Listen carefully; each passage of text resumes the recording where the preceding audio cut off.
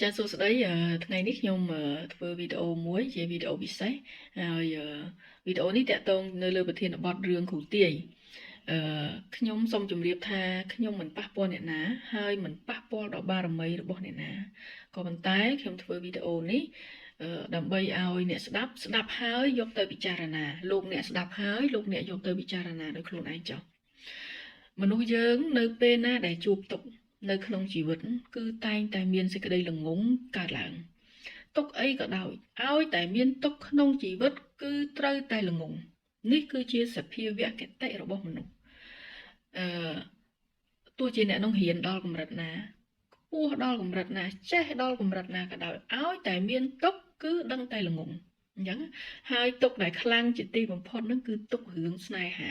ទុករឿងក្រុមគ្រួសាររឿងជីវិតប្តីប្រពន្ធនេះគឺឲ្យតែមានរឿងនឹងកើតឡើង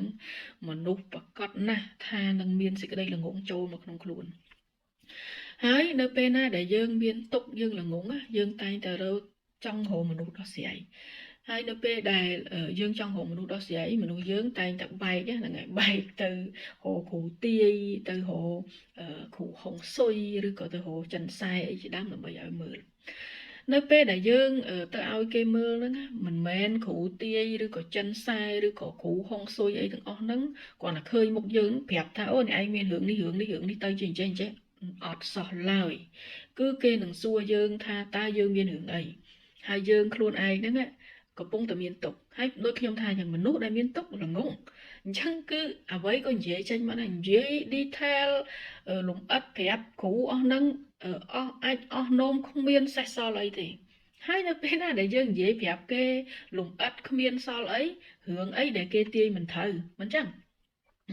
ប្រសិនបើគេស្ដាប់មើលទៅគេថាគេឃើញយើងថាអូដូចជាយើងនឹងຕົកសោកសម្បើមណាប៉ុន្តែយើងនឹងនៅស្រឡាញ់ខ្លាំងអញ្ចឹងគេនឹងប្រាប់យើងថាអូគូនេះមិនបែកទេទោះជាធ្វើមិនក៏មិនបែកដែរហើយបើសិនជាគេមើលទៅយើងនឹងដូចជារៀងស្អប់អីចឹងទៅឬដូចមិនចង់បន្តអីចឹងទៅគេនឹងប្រាប់យើងថាអូនេះគឺជាគូកម្មហើយនេះគ្មាននិស្ស័យអីទេហ្នឹងហើយយើងនឹងត្រូវតែផ្ដាច់ទៅហើយគេនឹងដាក់ក្រត់មួយនៅចំពោះមុខយើងដូចអាសត្វលាដែលដើរគេដាក់ក្រត់នៅមុខក្បាលហ្នឹងចឹងថាយើងដើរចេញទៅពីព្រោះយើងនឹងត្រូវមានគូថ្មីអីចឹងទៅហើយបន្ទាប់មកគ្រូមួយចំនួនហ្នឹងក៏នឹងប្រាប់យើងថាអូហ្នឹងហើយយើងនឹងរាសីវាអន់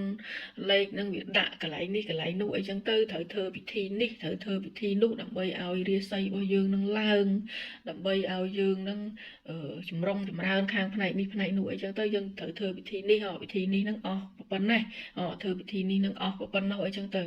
ហើយដោយសារសេចក្តីទុក្ខដោយសារមានទុក្ខហើយដោយសារសេចក្តីល្ងងនៅក្នុងខ្លួនណាមនុស្សច្រើនណានឹងព្រមធ្វើហ្នឹងហើយនឹងព្រមធ្វើធ្វើប៉ុណ្ណេះហ្នឹងទៅអស់$100ធ្វើប៉ុណ្ណេះហ្នឹងទៅអស់$200អីចឹងទៅ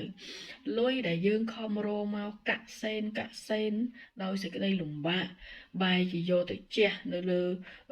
ការធ្វើដំឡើងរាសីឬក៏ការធ្វើកាត់គ្រោះស្អីផ្សេងអស់ប៉ុណ្ណេះ20-30ម៉ឺន50ម៉ឺន$100-200អីចឹងទៅនេះគឺជាការយល់ខុសមួយដ៏ធំសូមអ្នកស្ដាប់ទាំងអស់គ្នាត្រូវដឹងថាប្រសិនណាបើចង់ឲ្យរាសីរបស់ខ្លួនឯងឡើងណា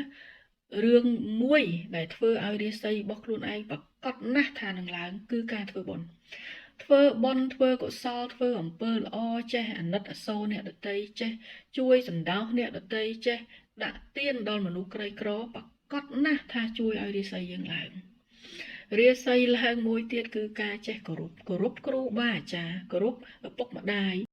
បើយើងមានប្តីប្រពន្ធគោរពឪពុកម្ដាយគោរពឪពុកម្ដាយក្មេងគោរពប្តីគោរពប្រពន្ធរបស់យើងប្រកបណាស់ថារាសីឡើងហើយបើចង់ឲ្យប្តីប្រពន្ធសុខសាន្តណាមិនចាំបាច់ទៅរកគ្រូតម្លើងរាសីមិនចាំបាច់ទៅរកគ្រូបន្ថែមមុនអាគមបន្ថែមស្នេហ៍បន្ថែមអីទេបើចង់ឲ្យប្តីប្រពន្ធរបស់ខ្លួនឯងសុខសាន្តណាស្រឡាញ់ប្តីប្រពន្ធខ្លួនឯងយកចិត្តទុកដាក់ថែទាំណាមើលការខុសត្រូវឧបត្ថម្ភគាំទ្រគោរព ផ្ដល់តម្លៃឲ្យហើយបើមានបញ្ហាអង្គុយចុះហើយពិភាក្សាគ្នាទៅតែប៉ុណ្្នឹងគឺវាសុខណាស់ហើយវាមិនបែកទៅណាទេហើយបើយើងមិនស្រឡាញ់ប្តីប្រពន្ធខ្លួនឯងមិនគោរពឲ្យតម្លៃប្តីប្រពន្ធខ្លួនឯងមិនថែទាំប្តីប្រពន្ធខ្លួនឯងទេវាគ្មានបារមីណាមកជួយប្តីប្រពន្ធនឹងបានទេហើយមនុស្សស្រីទាំងអស់ត្រូវចាំថាប្រសិនបើអ្នកមានប្តីហើយប្តីនោះជាប្តីដែលប្រកបទៅដោយអបាយមុខទាំង3ដែលខ្មែរយើងចំណាំនិយាយថាស្រីស្រាល្បែងហើយនឹងមួយទៀតគេហៅថាបាបប្រមិតបើបានប្តីដែលប្រកែផឹកបានប្តីដែលប្រកែលេងល្បែងបានប្តីដែលមានស្រីអត់ឈប់បានប្តីដែលខ្សែគប់ពពួកបាបប្រមិតណាមិត្តរបស់ប្តីនឹងសិតតែជាជនពាលណាឲ្យតែចូលនៅក្នុង4នេះណាទោះជាចង់រកគ្រូហុងស៊ុយរកចិនសែរមស្អីមកដំឡើងរាសីក៏ដោយឲ្យតែប៉ះប្តីផឹកប្តីលេងល្បែងប្តីមានស្រីណាប្តីដែលខ្សែគប់បាបប្រមិតណាប្រកាសណាស់ថានឹងលាយប្រកាសណាស់ថានេះឯងនឹងដេកទឹកភ្នែកណាអត់មានគ្រូណាមកជួយបានទេបើប៉ះ4ហ្នឹងណាហើយបើថាចង់រកស៊ីមានបានណាមិនចាំបាច់ទៅដំឡើងហុងស៊ុយមិនចាំបាច់ទៅរកចិនសែទេចង់រកស៊ីមានបានខំរកទៅណាខំមើលទីផ្សារខំមើលសេដ្ឋកិច្ចខំមើលអីទៅខំវាយយុទ្ធសាស្ត្រទីផ្សារហើយខំរកទៅតែខំរកទៅវាមានហើយតែកាលណាយើងមិនខំរកឲ្យគិតតែពីរឿងហុងស៊ុយគិតតែពីរឿងចិនសែគិតតែពីរឿងគ្រូទាយអត់អំពើទេយកលុយឲ្យតែចិនសែយកលុយឲ្យតែគ្រូទាយនឹងពេលខ្លះនឹងរកតែដើមរកស៊ីមិនបានផងអញ្ចឹងនេះគ្រាន់តែជាគំនិតនៃការពិចារណាសូមអ្នកទាំងអស់គ្នាស្ដាប់ហើយមានការពិចារណាឲ្យបានត្រឹមត្រូវសូមអរគុណ